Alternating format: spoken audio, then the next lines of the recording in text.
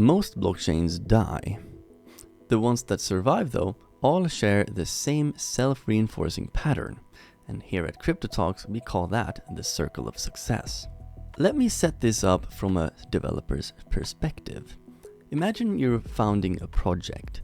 You know exactly what your app needs. You know what kind of throughput you need, what the fees could be, the developer tools you want, the works.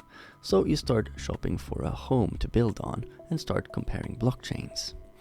Here's the key insight that most people miss about this though. A more capable blockchain can host everything a less capable one can, but it's not true the other way around. Take payments as an example. A car dealership doesn't care if a transaction takes 2 minutes and costs $10 when you're doing a $40,000 car sale.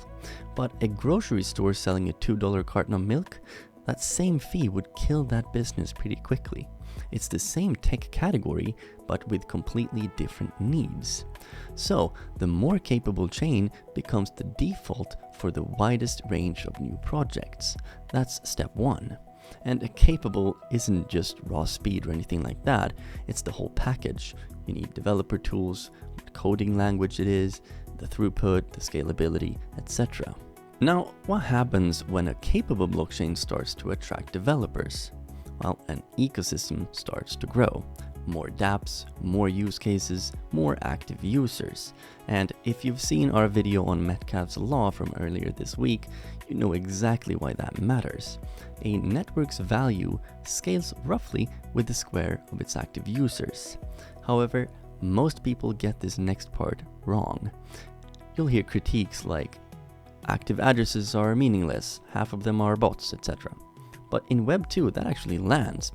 Facebook does not get paid when a bot scrolls the feed, but on a layer 1 blockchain, that falls apart completely. Because on a layer 1 blockchain, every participant is forced to pay. You cannot interact with the chain without holding and spending the native asset. The chain doesn't care if it's a trader in Madrid or an arbitrage bot. Both are economic participants, both are driving real demand for that coin. That is what makes Metcalfe's law so much more powerful in crypto than it ever was for social networks. Participation is not a vanity metric, it's an economic commitment enforced by the protocol. All active addresses pay the same fee. So, more users, deeper liquidity, more economic throughput, and a chain becoming a household name, that is how a chain locks in. But capability alone doesn't start that cycle. The wheel has to be pushed before it spins on its own. Ethereum had the ICO boom, Solana had FTX, and later on the meme craze as well. BNB had Binance. Without that ignition, even the most impressive chain kinda just sits there. Once the wheel is spinning though, something kicks in that investors overlook. A chain with lots of active users becomes even more attractive to the next wave of developers. Just put yourself back in the founder's seat here for just a second. You found two chains with similar capabilities. One has 50,000 potential users for your project, the other one has 5 million. Which one are you gonna build on? And that is the full loop. 1. A capable blockchain attracts developers. 2. Developers build a vibrant ecosystem. 3. A vibrant ecosystem attracts users and liquidity. 4. Users and liquidity attract even more developers. Simple and powerful. But it's not necessarily permanent, because a newer, even more capable chain can enter the market and start pulling users away from older competitors. This has happened before, and it's very hard to do, but it does happen. Solana, for example, came in and took serious ground from Ethereum, while Avalanche and Cardano got left completely in the dust. Then Sui showed up and started pulling users from both Ethereum and Solana, and they peaked at over 2 million daily active addresses in 2024. But look at what has happened since then. Sui's numbers have fallen dramatically from that peak and is currently sitting at only 145,000 daily active addresses, while Solana is still sitting at close to 5 million, even in the middle of this current bear market. Now, Sui had the capability, it had the ignition, it started spinning that wheel, but it couldn't hold the users long enough to lock the cycle in.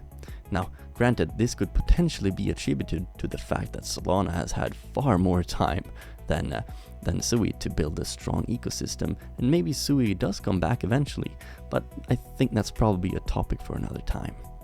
And that's kind of what you're really looking for. Not just who's winning today, but who has the momentum to keep winning when the market turns. So when you're doing your research, always compare competitors side by side, never in isolation. We built the on-chain comparison tool on our website for this exact reason. Because doing this properly by hand is brutal, and trust me on this, I did it for years using a spreadsheet. You simply go to the website, pick the chains you want to compare, hit get results, and the tool then pulls most of that on-chain data for you. Then it runs everything through various formulas like fees per user, TVL per user, etc. You then get a sheet showing which chain wins on each metric, and a total score chart that shows you the winner at a glance. Keep in mind, you're not measuring how big a blockchain is, you're measuring how productive each participant on it actually is, which is exactly what the Circle of Success is about. The Circle of Success is not a prediction, it's a lens to be added to your toolbox.